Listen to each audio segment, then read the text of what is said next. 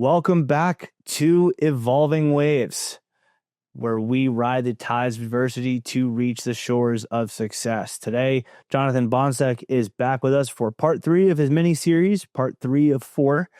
We have had quite the insightful discussion to this point, so if you haven't already done so, please be sure to go back and watch parts 1 and 2, where we talked about his life, his upbringing, his business, the implosion of that business, and then just getting to pick his brain a little bit about some of his avenues that he pursues in the world of therapy. So before we get into this one, we want to take a second to shout out our sponsor. Before we get into his story, we want to quickly shout out our sponsor. Today's podcast is brought to you by Stingray Branding, a national lead generation-focused marketing agency that helps businesses generate an ROI from their marketing efforts, including web design, social media, Google search, email, automations, and more. Learn more about them at stingraybranding.com. And with that taken care of, today, Jonathan Boncek back with us for part 3. Thank you so much again for your time, Jonathan. Excited to be here, Neil. We have very much enjoyed talking with you and getting to pick your brain.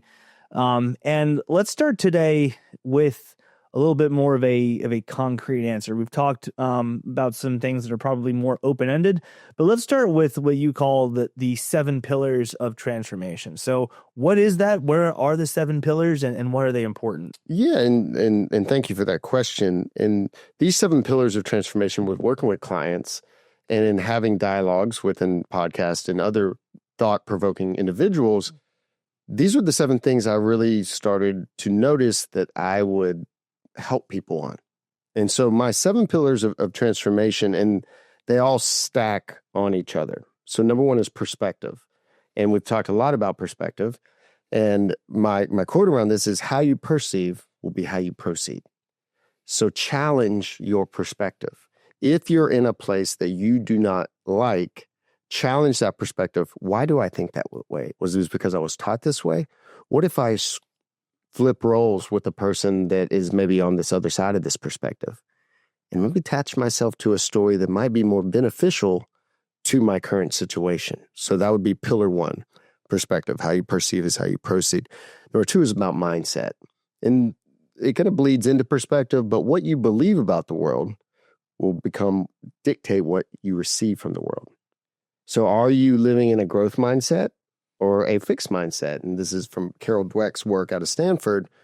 When we're in a growth mindset, we see challenges or obstacles as challenges to then get over. If I'm in a fixed mindset, I see that challenge. I'm like, well, I guess this isn't the avenue for me. And so how can we shift that and look at our challenges in our life as actually growth opportunities? Because a better version of ourselves are actually on the other side of those challenges. So then we get into emotional release. Because some people might feel, well, I'm living with a lot of guilt, a resentment about how I handled things in the past. But what I really encourage people to do is put that emotional weight down. Because transformation isn't about addition, adding more stuff. It's about subtraction. And you find out who you are by who you're not. So look at those situations in your life where if you're holding on to guilt, resentment, biases about things happening, look how much energy it takes for you to hold on to those feelings. How much energy is it taking for you to constantly ruminate on these negative feelings? And now, what if we just put that down? What if you forgave?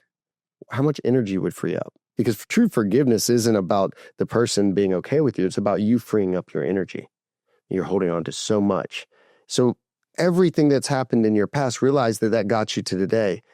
And yes, I understand some people might not like their position of the day. But why don't we shift our perspective of the story that you've been telling yourself and look at that? So see how they're stackable there. And then I like to say this follows a triangle over a pyramid. The peak of the pyramid is self-love. How you speak to yourself will become how the world speaks to you. So speak love into your reflection. And there's a great, the Japanese scientist, Morimoto, maybe? That might be an Iron Chef. Pardon me. But is he an Iron Chef or is he a scientist or is he a geologist? He took 3 jars of rice and he had a sticker of love on one, a sticker of hate, and one he left empty, like with no label. And every day he spoke love into the loved one, he spoke hate into the hate one, and then he completely ignored. And this was just dried white rice. Over a 2 or 3 week period, what happened is the loved one was good. Nothing happened to it. The hate one was starting to mold. The worst one of all was the one that was being ignored, that the whole jar was moldy. And so these are the energetics of speaking. So speak love into your reflection. And this is so important. I mentioned this in the last few episodes, that we all have got to be our biggest supporter and our biggest coach. And pulling in a little bit of spirituality here is the two most powerful words in our English language or language is I am. And whatever follows I am will follow you. Whatever comes after I am will come after you. And, I love all spirituality. I love the idea of spirituality. I was raised Catholic. I don't necessarily follow the Catholic Church anymore, but I acknowledge it all because I do believe while we live on a sphere, we can't have a universal belief, but we can have a universal experience of something greater than ourselves. And so in the Old Testament, the only time in the Bible that God references his name is in the Old Testament when Moses sees the burning bush. And he said, who shall I tell him that sent me to free my people? And he says, you tell him I am that I am. Anochi in Hebrew. Yeah. There you go. I'm Jewish. I love it. In the Torah. I speak Hebrew. Yeah. I love it. Yeah. And so that Hebrew, that actually brings me to another, I believe it's either Hebrew or Aramaic. And maybe, Neil, you can help me if you're fluent in Hebrew. Abracadabra. The original translation of abracadabra, and it might be in Aramaic, but Hebrew and Aramaic are one of the two out of the 4 original languages. Sanskrit, and there's one other one. Abracadabra, I speak, therefore I create. The power of our words, And so if I am speaking to myself with criticism, with complaining, with comparison, my self is not going to respond in kind. Think about that rice experiment I just said. Now, think about you're talking to your 5-year-old self. As I mentioned in episode 1, when I looked at myself in the own mirror and said, I love you, I forgive you, and I'm sorry. I started to speak to myself like I was my 5-year-old self. Because if I took my son who's 9, when he was 5, if I constantly complained about him to him, if I constantly compared him to other children, and I constantly criticized him, would A, he feel loved, and B, would he really want to be around me? Probably not. And I believe it was Jay Shetty who coined the cancers of the mind, the 3 C's: comparison, complaining, and criticizing. So if you're doing that to yourself, you are already behind the 8 ball. You are already leading yourself in that residence of negativity. I am not enough. So love has to start from the inside so it can then pour out.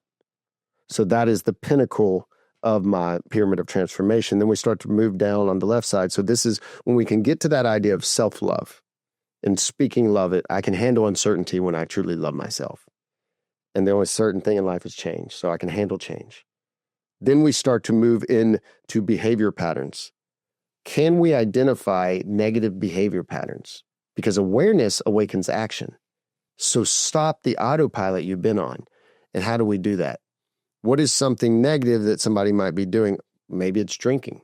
And I've worked with clients on this, and they don't want to. Well, what is happening with the drinking? It's actually serving an emotional need. That person may be connecting with the alcohol. They feel accepted. Or maybe the people at the bar accept that person because no one else accepts them. So they're at the bar drinking, drowning their sorrows. And there's this aspect, I'm connecting with this, or I'm just numbing out because I don't want to feel the feelings that I've been carrying my whole life. So maybe we can put those feelings down. We can back up. We can change that story from the perception of it, because maybe your mindset was in a fixed mindset around these stories. So let's get back to that original story, work yourself up to self-love, and realize that your story is unique and you have unique attributes and skills to serve people. But where are the behavior patterns? Let's break those. And that takes some repetition. That takes really examining yourself and saying, what about my behavior do I not like? And what is it actually doing? Because all of our behavior is the biggest language of it all. Our behavior is doing something for us, or we wouldn't be doing it. And it's either protecting us, punishing us, or prioritizing us, i.e. getting attention. So maybe that alcohol is protecting me from feeling. Maybe it's punishing me for the guilt that I've felt. And so I'm just going to drink my sorrows away.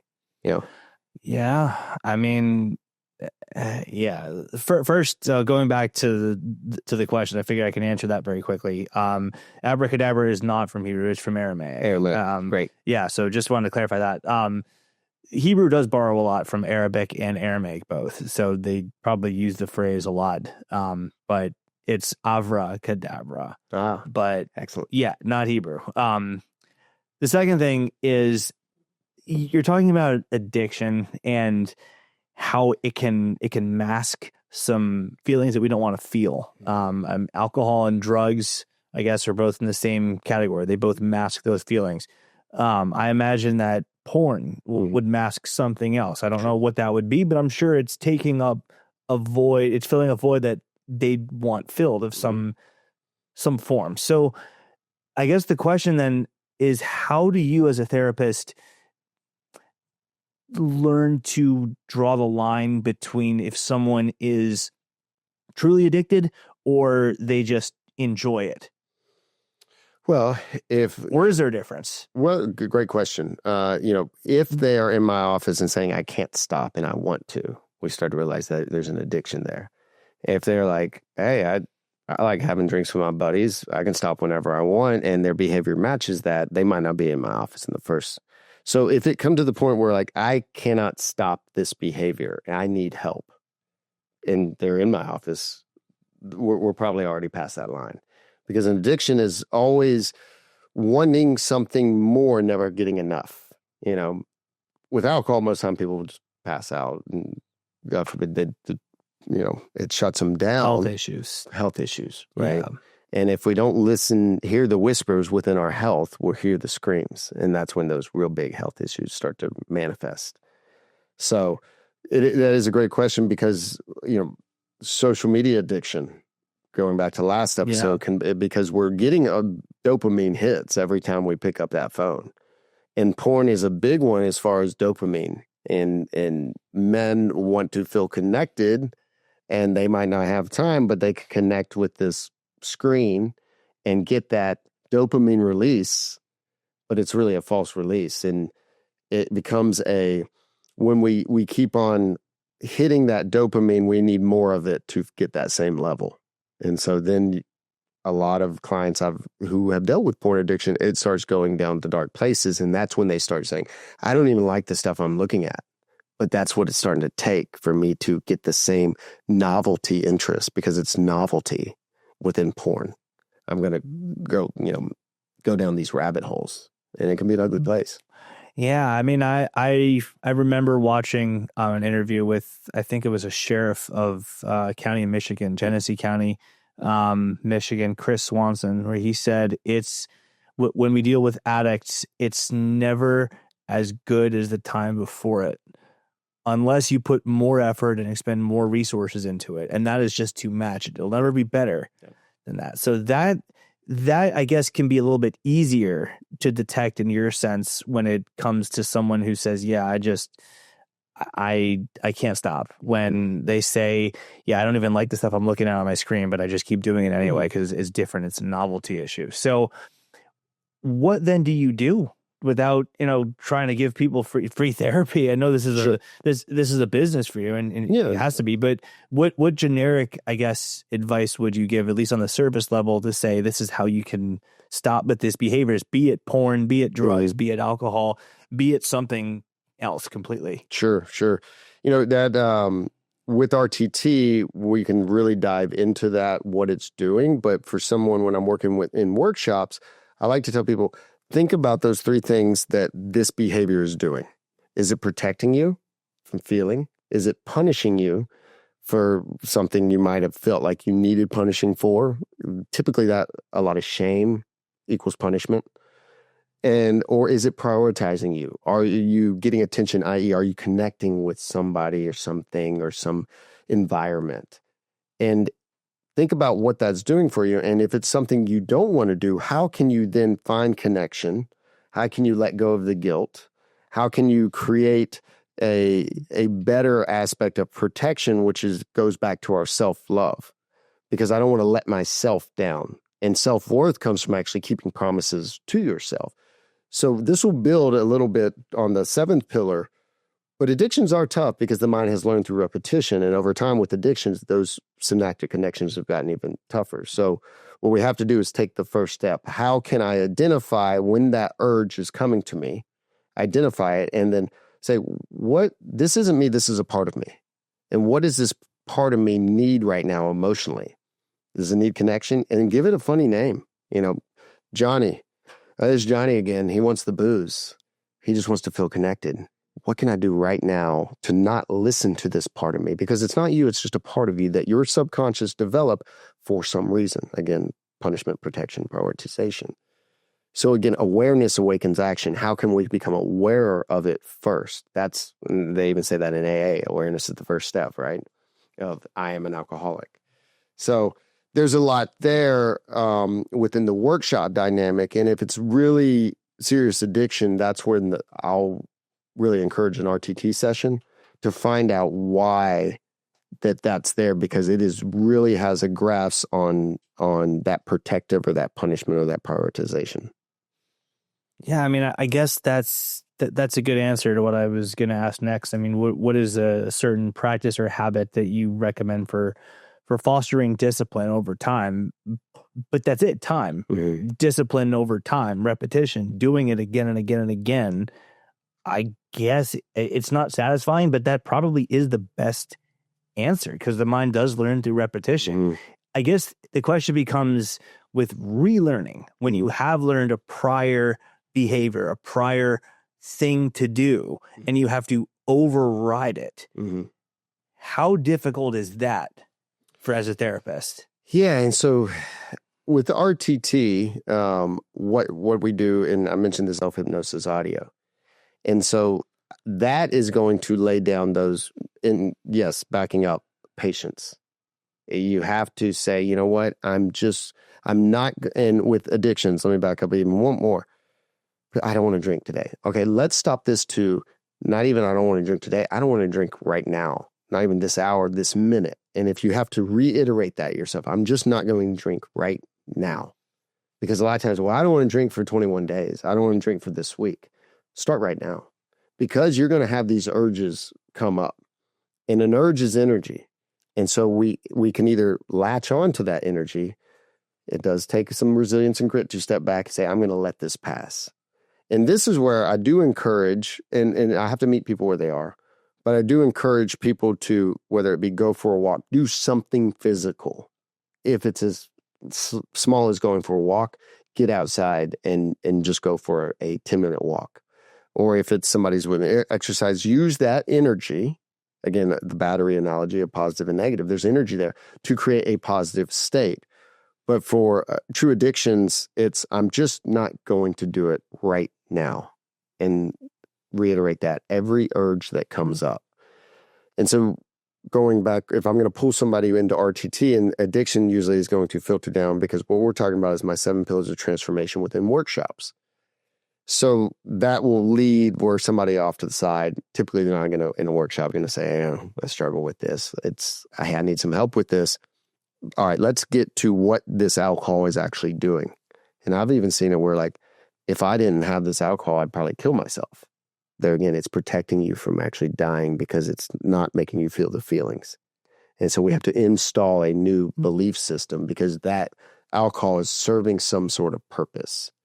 So that behavior patterns was 5. 6 is lifestyle as it pertains to values. And this is really important because what I want and challenge people to do is to identify their values objectively, not subjectively. We can all say, well, I value money and I value, nice things, food. Okay, where are you spending your money? Where are you spending your time? What are your conversations around? What are your goals oriented to? What are you teaching your children around whatever it is? Let's look at these objectively, and there's ways to do this to then identify your top 3 values. And let's match your behavior to those values, because typically if you identify your top 3 values, your behavior is already there. Because when you match your behaviors to your values, it's a direction. It's not a decision. There's no decision fatigue. I don't have to think about it. It's just part of me. That's what I value. So if, say, finances are not in your top 3 and they want them to be, what do I do in my 1, 2, and 3 top values? How do I behave? Well, now you realize that's how you have to behave and incorporate for that financial value to now become in your top 3. It's behavior. So that is 6, and 7 is discipline. And you alluded to that just a minute ago. And discipline compounds over time. So make 1% of change every day. And that might be, I'm not drinking right now. If I usually drink a 6-pack, well, maybe it'll 1%, maybe I can go down by, 1 beer. And discipline compounds over time to get people to start whatever discipline they need. Let's get to the point of 80-20 lifestyle. Are you familiar with 80% of the time you're living a disciplined life? Earn your 20% of enjoyment. Debauchery. Now, with addictions, that's a little bit different, but a lot of times it's with healthy lifestyles. I do actually see people with weight loss issues within the RTT space, which is fascinating work. I mean, it really is. And incorporating, I was like, well, I enjoy the burgers and I enjoy the fries. Okay, let's compound days. Discipline compounds over time. So just like an investment compounds, I want to compound 5 to 6 days of solid eating, and then you enjoy your 7th day and eat whatever you want. But know tomorrow that you're going to be back on it, and give yourself grace and enjoyment. Don't be beating yourself up for doing this stuff. Enjoy it. Earn that 20%, as well as take note of how it makes you feel. And get back on it tomorrow. What you can't do is compound negative days, because that also starts to drive up. Yeah, I mean, again, repetition, compounding negative days. The body learns, the body and the mind learn through repetition. And if you're compounding positive days, but then if you compound negative days, you'll, I guess, find it a lot easier to compound more negative days, because those are the ones that are more enjoyable to you. So yeah, all very fascinating and very insightful. And hopefully this can help someone out there who's dealing with whatever it may be. Alcohol, drugs, weight loss, porn, maybe it's even something worse than all that. Maybe it's abuse of some kind, and you want to just try to be a better, father or mother or spouse or whatever it is. Compounding positive days is definitely a good trick. Just one day at a time, and just training yourself to do it now, this time, now, and then an hour later, the next time the urge comes back. Well, you just did it an hour ago. You conquered the now, conquer it again. Mm-hmm. Keep compounding those conquerings of the now, and you can start to develop more habits, and habits are something that compound over time as well through discipline. So all very insightful and very, very good info and insight. And I wanted to end part 3 by asking about your personal perspective on all this, because we talked at the beginning of episode 1, which feels like years ago now, about your upbringing, your childhood, your business venture. And I asked you at the end of episode 1 how all of that impacted what you do now. Now, having gone through all that we've gone through in your approach to therapy with RTT, with hypnosis, I'll ask it again. How does your personal experience, your experiences, your business ventures, your childhood, all of that, how does that influence the way you approach a specific patient or a client, or does it? Well, I think it does, Neil. I think having a safe space. I really strive to create a safe space that is non-judgmental. And I wouldn't be in this work if I was in a judgmental place. So to be able to hear people's pain and hardships and make them feel heard, because for the longest time I wasn't heard. And that took me to actually listen to myself and hear and see myself. So it influences it greatly. And I majority of my clients say, this feels safe in here. I was like, that's all I want for people, is to create a safe space that they feel comfortable, that they can be seen and heard, and they can feel like they can trust me, because trust and faith and fear require us to believe in something we can't see. So if I can create a container for people to feel welcome and safe, which I had to learn that of cultivating safe spaces around me, which that empathy and humility that I spoke about as a little kid, that's where I'd find my safe space with the people that were bullied. I would go and be humble and empathize and understand. And I still have two of my best friends from that I still keep in touch with because we were kind of the outcasts. And I think about that of people that were bullied in elementary school and middle school. We each gravitated towards each other. So I'm like, this is actually perfect for what I'm doing now because I still want to be that same person. Yeah, it's amazing. It's amazing to think about how we all grow through our personal experiences. And that really is the theme of Evolving Ways. We grow through our own experiences. We come out better on the other side. Talking with Jonathan, talking with Joe in the last few episodes, talking with Megan before that, really talking with everyone that we've talked with before. There's been some kind of adversity. There's been some kind of struggle, be it a business venture implosion, be it Joe really getting heavy with Joe. If you haven't watched that one, go back and watch that. And then Megan going through terrible experiences of her own, all coming out better on the other side. And not just that they've survived it, but that they've used it as fuel for good. That's a common theme too. It's not just that you overcome the adversity to live a good life. It's that you, in some aspects, you live a good life because of it. Megan talked about that too. Mm-hmm. She wouldn't trade anything that she went through. She went through some really rough stuff. She wouldn't trade any of it. Mm-hmm. Would you? I wouldn't trade anything at all because that wouldn't lead me to this chair today. That's exactly what Megan said. Yeah. And that's something for everyone to think about too. Whatever you're going through, you have Jonathan, you have Joe, you have Megan, who all said the same thing. They came out better on the other side. They came out better on the other side because of what they went through, not in spite of it. So as we wrap up today's episode, we do have one more with Jonathan coming up 2 Mondays from now. But remember, in the face of adversity, there's always the potential for growth, resilience, and success. Join us 2 weeks from today as we continue to enjoy more insight from Jonathan Boncek, and we put a bow on this mini-series. Jonathan, 3 down, 1 to go. It's been a lot of fun, and can't wait to wrap it up with part 4. I love being here, Neil.